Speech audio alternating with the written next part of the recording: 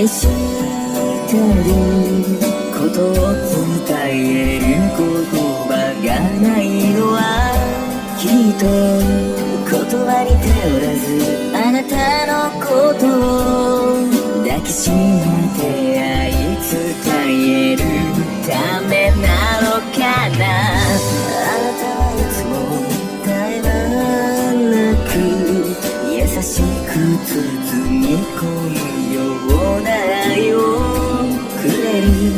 あとどれくらいわがままを言えば僕は大人になれるかな。どれくらいの涙を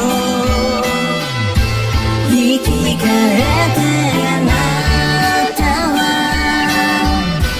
この幸せを与えてくれたの。健常の使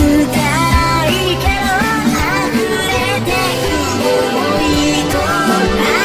れられてく想いの天秤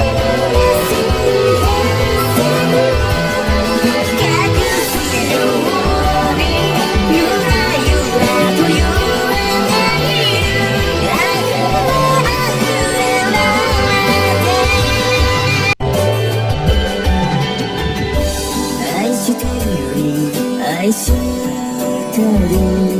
ことを伝える言葉がないのはきっと